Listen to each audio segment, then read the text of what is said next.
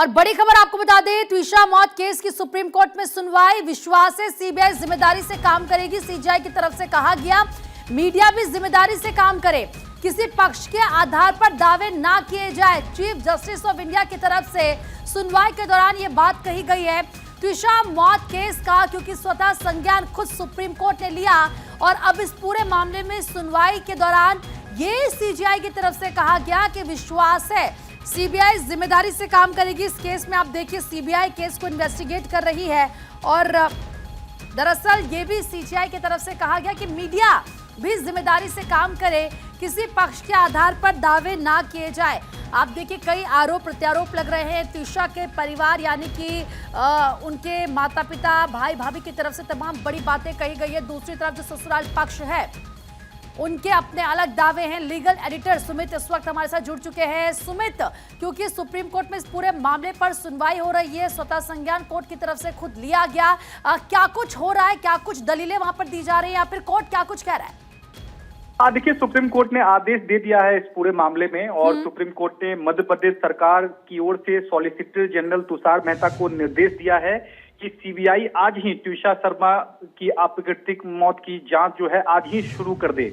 यानी कि supreme court ने मध्य प्रदेश सरकार से सीधे तौर पर कहा है कि सीबीआई जो जांच है वो आज से ही इस मामले की जो है वो शुरू कर दे सीबीआई जांच, क्योंकि आज मध्य प्रदेश सरकार ने सुप्रीम कोर्ट को बताया कि मध्य प्रदेश सरकार ने सीबीआई जांच की सिफारिश की है, लेकिन सुप्रीम कोर्ट का कहना है कि सीबीआई को आज ही इस पूरे मामले की जांच शुरू कर देना चाहिए। इसको लेकर सुप्रीम कोर्ट ने निर्देश दे दिया है। इसके अलावा सुप्रीम कोर्ट ने मीडिया से भी अनुरोध किया है कि वो गवाहों या संभावित आरोपियों के बयान को दर्ज ना करे और ना ही उसको खबरों में प्रसारित करे।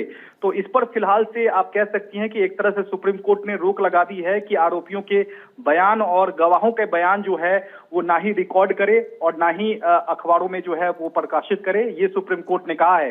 कोर्ट ने कहा है कि ऐसा करने से जांच प्रभावित हो सकती है, यही वजह है कि हमने मीडिया से अनुरोध किया है। तो निश्चित तौर पर सुप्रीम कोर्ट इस पूरे मामले पर सख्त नजर आ रहा है और कोर्ट ने ये भी साफ कर दिया है कि इस पूरे मामले में निष्पक्ष जांच होनी चाहिए। जहां तक आरोप लग रहा है कि ट्विशा की जो सास हैं वो पूर्व जिला जज रही हैं, ऐसे में न्यायपालिका में निष्पक्ष जांच नहीं हो पाएगी, यह बिल्कुल गलत है। सुप्रीम कोर्ट ने मध्य प्रदेश सरकार से कहा है कि इस पूरे मामले में निष्पक्ष जांच होनी चाहिए और कोर्ट ने इस बात से संतोष भी जताया कि मध्य प्रदेश सरकार ने पहले ही इस पूरे मामले में सीबीआई जांच की सिफारिश कर दी है, लेकिन सुप्रीम कोर्ट इस पूरे मामले में बेहद सख्त इस लिहाज से है क्योंकि सुप्रीम कोर्ट को लगता है कि इस पूरे मामले में जल्द से जल्द जांच शुरू हो जानी चाहिए। यही वजह है कि सीजीआई ने मध्य प्रदेश सरकार को निर्देश दिया है कि आज ही सीबीआई मामले में अपनी जांच जो है वो शुरू कर दे।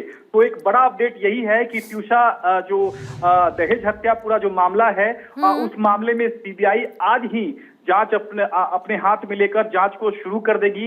ये सुप्रीम कोर्ट ने साफ तौर पर अपने आदेश में कहा है। ठीक है सुमित, आप बने रहिए हमारे साथ, मैं लौटूंगी आपके पास। इस वक्त मध्य प्रदेश से हमारे सहयोगी अखिलेश सोलंकी भी हमारे साथ जुड़ चुके हैं। अखिलेश, क्योंकि इस पूरे मामले में ट्विशा के परिवार की ये मांग थी कि सीबीआई जांच हो और कोर्ट की तरफ से ये कहा गया है कि अब सीबीआई इस पूरे मामले की जांच करे, तो जाहिर सी बात है जो उनकी एक पहली मांग थी इसको लेकर वो पूरी हो रही है। और दूसरी तरफ अभी मध्य प्रदेश में इसको लेकर क्या चल रहा है, क्योंकि लगातार हम देख रहे हैं लोगों में काफी ज्यादा गुस्सा है जब से ये पूरी घटना सामने है। क्या है वहां से ताजा अपडेट?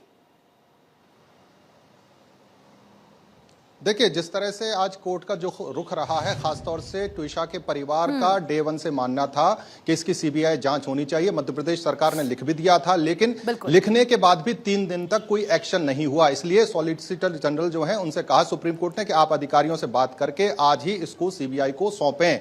तो ये बड़ी जीत होगी अगर सीबीआई इसको ओवरटेक कर लेती इस केस को, तो उसके बाद जो ट्विशा के परिवार की डिमांड थी वो पूरी होती। जहां तक मध्य प्रदेश की बात है तो कल अंतिम संस्कार ट्विशा का हो गया, हमने देखा लोग यहां पर मौजूद थे और एक तरह से गुस्सा है। लेकिन मीडिया को लेकर जो सुप्रीम कोर्ट ने गाइडलाइन दी है वो भी बहुत ध्यान रखने वाली बात है, क्योंकि चाहे गिरिबाला सिंह की बात हो, समर्थ की बात हो या ट्विशा के परिवार की बात हो, माइक आईडी पर बाइट्स लेने से न्याय नहीं मिलेगा। ये सुप्रीम कोर्ट कह रहा है। निष्पक्ष जांच के लिए जरूरी चीजें होनी चाहिए। दूसरी बात है, गिरिबाला सिंह की अग्रिम जमानत खारिज करने को लेकर जो सुनवाई है वो 2 बजे के आसपास हो सकती है, जिस तरह की जानकारी है। यानी कि अब बड़ी बात यह कि हमें 1-2 घंटे में ये शाम तक ये खबर सामने आ जाएगी कि सीबीआई ने इस केस को टेक कर लिया है और इसी वजह से चीजें एक तरह से और क्लैरिटी के साथ आएंगी, क्योंकि मध्य प्रदेश की पुलिस जो है बहुत ढीला रवैया अपनाया था इस पूरे केस में, तभी 13 दिन तक बेटी को इंतजार करना पड़ा एक तरह से अंतिम संस्कार के लिए भी।